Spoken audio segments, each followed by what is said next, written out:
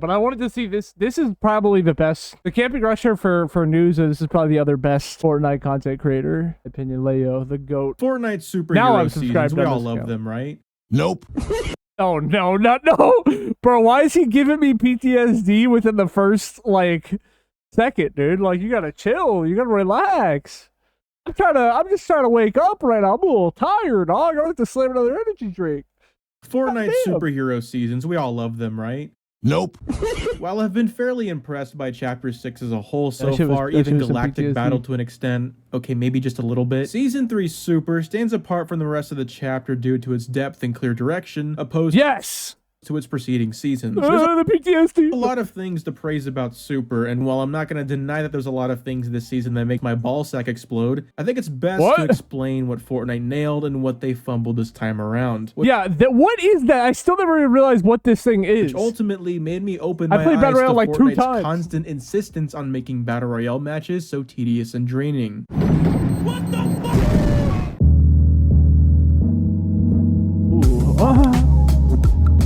Yes. Yes. I think this season's loot pool, when it comes to the weapons that shoot regular bullets, is really fucking good. Yes, I've already soy-jacked facts. about the positive direction Fortnite took with the assault rifles, and I will continue to do so. Yes, the Fury is I mean, you gotta glaze it, bro. If it's good, it's as good. as the Spire rifle, but that doesn't mean you can't win against someone that has a Spire rifle. With red dot assault rifles being absent from this season, it makes for a very healthy step up from Hunters and Lawless for the AR meta, and with that, the Spire rifle might be one of my favorite ARs of all time for the sole purpose of melting the shit out of cars. That is true. Also, it's just kind of satisfying to use. It's cool. My admiration for the revolvers has Oh stayed my god, yes. Such a fucking cool item. It's fun and it's really good. consistent since the start of the season. They're extremely fun to use, and there's a good high risk, high reward situation every time you want to use these, and they feel really good and responsive. And you can say that about the other weapons this season. While I wouldn't run the DMR even if someone paid me and gave me the best head ever, along with how the new pistol isn't really viable enough for mid to late game, they feel really good and responsive. They're nice inclusions. While my main issue with the tracking visor is the fact that it doesn't have any durability whatsoever. Yeah, they really needed to nerf that shit. They never. Meaning that you could literally Fortnite always has at least one item that needs to be nerfed, but at least it's not the fucking Typhoon Blade. All right. keep spamming this shit after the cooldown, and that I still think that the pulse scanner from Lawless was better executed. Yeah. I'm admittedly a bit That's true. biased since any item that puts some piece of shit rat on blast gets ass loads of brownie points from me. The way Yeah. sprites work this season, specifically the dash sprite, is a change that I'm a fan of. You might think it's broken to have 9 total dashes, but it improves upon the broken and exploitable dash medallion from Chapter 5 by once again having I don't think it's broken at all. Like, you have to throw the thing down too, and if like, you know, you have to like, there's a bit of a skill gap with it, you know what I mean? cooldowns for each new set of dashes, but you also have to sacrifice an item slot, physically throw the item down, and the fact that there's only 3 sets of dashes instead of infinite creates an overall better improvement. Yeah. I've seen how stupid the mist gauntlets can be, especially in tournaments, and if you're watching this clip and see nothing wrong with it, then you need to go to a hospital. Send me to a nut house. I personally haven't been berated by this thing that much. I understand why people I don't didn't even know that was in the game chat. I'm not even gonna lie. I know I didn't play last season like really much at all, but I've never even like seen it this. since you don't really have to aim while using it. But from my experience, people are just so fucking stupid to where they're used to relying on gimmick items like Oh this. no. PTSD! Get the Typhoon Blade off my screen! So when they actually have to think for a little bit and use one that requires you to be close to your opponent, they just fumble, thus giving me the upper hand. I think Core's medallion is relatively harmless. I feel like they realized that the invisible medallion from Hunters was fucking broken as shit and made several adjustments to make you feel like you have abilities without feeling overpowered. With that being said, I'm split on Daigo's medallion. I love the reloading aspect, especially when paired with the Spire rifle, given that that thing takes like 700 years to reload. Not a fan of the shield part, I'll be honest. You gain 50 shield by simply existing. Why are they doing this shit still? Plus, we already have another way of gaining shield over time, which is far more balanced, being the hero rank system. Speaking of that, it's fucking awesome. Despite it being Yeah, it's so good. Relatively easy to level up. It's something that's actively keeping you engaged throughout the match, Yep. which perfectly ties in with the hero chests. These two in conjunction makes for probably the strongest and well executed part of the season. And the fact that it makes boons the most prevalent they've ever been in the whole chapter is just the icing on the cake. Yeah. I cannot stop I'm glad it's coming back this season too. Is that a Yeti? It is. You mind if I talk about it for 45 minutes? Oh, I know I can't stop you. Oh! The spires on the map add something to do in relatively empty areas, and I'm all for that. The loot that it provides, especially when you get things like the new exotics, constitutes the time spent killing the spire. They're not OP to the point where you're essentially forced to do these, but they're just silly and fun caricatures of the original guns. Something that I don't see people bring up as much are these little underground academy labs that are scattered across the map. To me, this is like a combination of the black markets and the mod bunkers, but takes it in a positive direction. The loot they contain isn't some OP mythic or exotic. It's just loot, not something that's integral to the gameplay like seen with attachments. Even the higher tier loot there is locked behind an A tier door, so it's not like you can just land there off the bat and buy Attachments in retrospect were kind of an ass idea. purple and gold shit. And when it comes to the one-way They were exit fun, but they were just Yeah. which is something we've seen with the mod bunkers, there's a rift in there to offer extra rotation. The new overhaul that Seaport City received is an illustrious homage to Neo Tilted. Hot diggity dog. This place is magnificent. What stands out to me is the pad that once emoted on shoots you into the air, giving you a nice rotation option. Having What? fights That's with the base sick. I boost didn't know in that. This POI Bro, see, I did not play this season enough. feels so intertwined. Scaling these large ass buildings, having some cinematic ass fight. I love this. Supernova Academy is definitely the standout location from this season. The plentiful academy stands everywhere, the hero rank room, and most of all, the superhero training. While the way to open the vault is easy as shit, it's probably one of the most engaging ways to open a vault, period. I encourage Fortnite to keep doing shit like this. Have a cool, unique way of opening a room with tons of loot each season instead of, okay, put in the card. I know we've gotten small little map changes over the course of a season before, but it's a nice touch that Demon's Domain started spreading its biome to Supernova like a venereal disease, because you could literally see that shit corrupt the island over the course of the season, and that's pretty fucking awesome. Speaking of Demon's Domain, I was already split on this POI when the season was brand new, but over time, it got tiresome landing here. I don't know why the fuck Fortnite has this thing with buildings and POIs that are annoying to navigate. Wait, For yeah, that is zero hella builds annoying. players, What the scaling fuck? this thing is just stupid. Having fights here just heavily favors the person who happens to have mobility, which can be problematic, especially off spawn where you might not have a mobility item off the rip. But for the most part, I think these were good changes. Sometimes you don't need an entire ass portion of the map to be changed, and I think the POIs are enough to get the job done in terms of map changes. Yeah, fair. God is not here. Too much mobility. I don't know about this one, Chief, but let's see. When it comes to hear it. Fortnite seasons in recent times, the first week or two of its launch is like a honeymoon phase for people, and this season is no different, but for good reason. While the base boost had its flaws for sure, especially when it came to its structure damage and builds, or whenever you wanted to fucking destroy an entire gas station, it was the only mobility item in the game at first. Well, Mr. Leo, isn't that a bad thing since it would be like Wrecked or Hunters, where you absolutely need the one item to win? Well, the difference here is that the base boost can't be used as an easy brain-dead way of killing someone. Hey guys, look.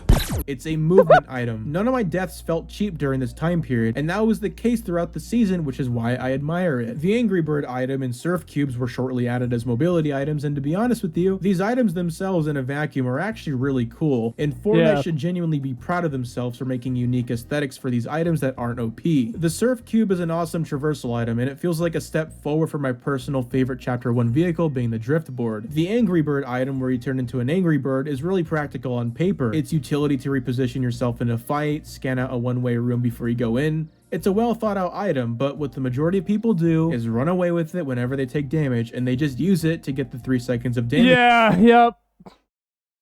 Yep, I experienced that a fuck ton. Community. And I can't fault Fortnite for this per se. It's definitely a player problem. But when these are all in the same loot pool, it heavily encourages players to use the items for running away rather than repositioning Yeah. Okay. I see what he's saying. He's right. He's right. So now we have 3 mobility items. Well, not for long, bitch, because we got these two piles of horse shit. Remember in Lawless fuck how are the building those? next to Mass Meadows carried the Rift Launcher and the Mythic Drum Gun, along with Yeah, I only played like the beginning of the season, and then I think we did one stream like 5 days ago that I played. the of the free season. Dilbit, thus making that building the most contested landmark in the game? Well, Fortnite didn't actually learn their lesson from that concept because When the have Robbing they Grappler learned made it? its return, Just and kidding, it's they also have. restricted to one POI, which yet again is a pissing match of who gets the better landing and who buys the grappler from Robin first. In fact, it's in the same fucking building from Lawless. It can't possibly get worse, right? Well, no, because these blockheads updated the already busted grappler with extended reach by changing the charges from 20 to 40 fucking uses. What? It's pretty funny that the reason why this item was even more broken than usual was because of the grappler exploit that allowed you to skip the glider sequence altogether was left untouched. So when Fortnite patched it after years of being in the game, no one gave a fuck about the grappler anymore and were just left to rot and die. But don't forget about the pom-poms that turn into a pitbull werewolf. Let me be clear, the time to kill in the pom-poms is reasonable for the most part. I don't feel Oh, that's this thing. like I'm getting torn to shreds too fast and easily, but the problem is how exploitable these are. What is he supposed to do? It's really awesome, trust me. The item essentially acts as the ultimate second life item. There's been so many occasions where I'm chasing someone who I got weak, just for them to instantly resort to turning into one of these behemoth Bro. pieces of shit, and I'm the one who has to run. The tide of the fight turns against me, and I get punished for getting someone low just because they had pom-poms. And I think that's just fucking stupid. And That let's is say you're dumb. good enough to shoot them out of the Storm Beast form, it's very likely that they have another item to run away with. It's quite compelling whenever people bring this up, because defenders of this playstyle are so quick to ignore the issue by asking why you're chasing people in the first place, yet when you share a clip of someone There's no way people ask that. There's no way. There's no way that could be real. What? Why are you engaging in a fight with me? It's a fucking FPS game, an online FPS game. What do you mean? Why are you engaging in a... These people are retarded. Who? These are the people that so many of these fucking gaming companies fucking appeal to, bro. So stupid. running away without you chasing them, they ask why you couldn't just shoot them or chase them. So I guess there's just no fucking winning, I guess. No, it's not. They're retarded. That's the answer. People save their pom-poms for endgame, so when there's 8 people in tiny-ass circles, you have multiple werewolf pit bulls running around, teaming with other werewolf pit bulls, Oh my God. and chasing the rest All right, I'm glad I didn't play the end of this of the fucking... lobby, who are most likely in cars driving it? away the whole time, and it's fucking asinine. It's a bit hard to gauge how much the werewolf pit bulls had an influence on this season, because for a good portion of the season, it was actually disabled due to a glitch, and personally, I wasn't upset about that, and you can probably tell why. It doesn't feel good to play this game. We're essentially at a breaking point where everyone is either a pussy or an AI, and that's not fun. Added on top of this constant need to add more and more and more mobility. And yes, most of them are fine, but when they're all thrown together in the same meta, No, I totally understand what he's saying. it just yeah, people fucks do everything run. up. It's weird the that people problem is do that that. I actually want to indulge myself in the season, to have actual fights. But the problem is that everyone's afraid, and that there's too many options to escape said fights. I understand that the majority of BR players will fucking explode and die if Fortnite decides to go 2 weeks without an update. A pizza stuffed inside a turkey, the whole thing deep fried and dipped in chocolate. What? Which is why I'm not saying that these items shouldn't have existed. A good way to moderate the amount of mobility in the game would be to sub out the items bi-weekly or even weekly. Yeah, keep the base boost the whole time, but 1 week add the Angry Bird item alongside it. Next week replace it with the Surf Cube, then the Robin Grappler, and so on and so forth. And for the last week or two, have all of them in the game. This would mitigate a lot of the running away issues, it would keep the season fresh for a lot of people, and it would appeal to the audience who love all the That's a valid mobility items in the solution. same loot pool by giving them those last 2 weeks. This season is the most frustrating kind of season. It's a season that does so much right, but I can't help but turn into that SpongeBob picture where he looks hella miserable the second I'm left deciding for the 80th time in a match, do I chase this guy or no? Yeah.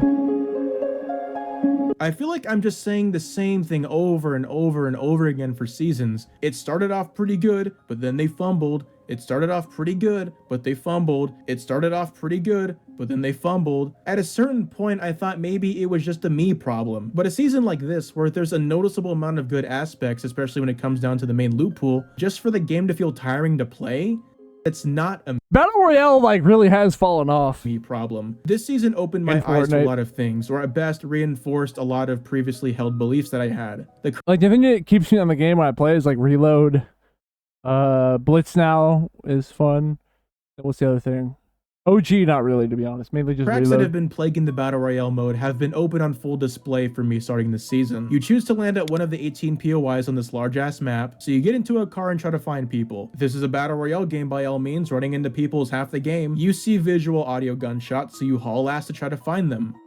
It's a bot. Oh, there's Yeah. more shooting over here. Oh, it's a bot. Yeah. Alright, well let's push the medallion player on the map because they're guaranteed to be real. Oh, he ran away because he had a bunch of mobility items and fled the second I shot What him. is And then this? What was that clip? you repeat this cycle. Bots, real players that run away. Bots, real players that run away. Bots, real players that Yeah. run away. I just can't play that. Yeah, that's fair. Valid. Valid.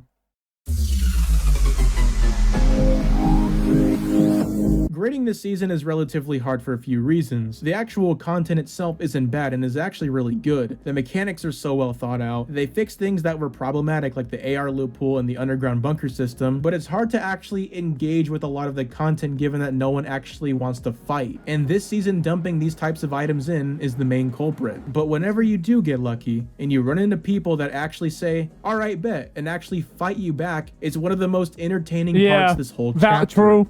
It's a really good time. And for that, I give this season an 8.5. I feel like that's fair. I feel like that's fair.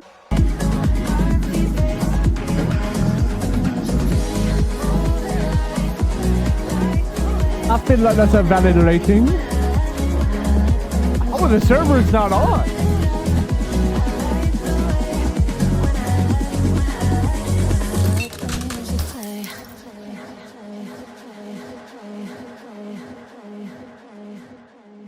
What are they waiting for? Turn on the servers, Fortnite! Turn on the servers! Do it now!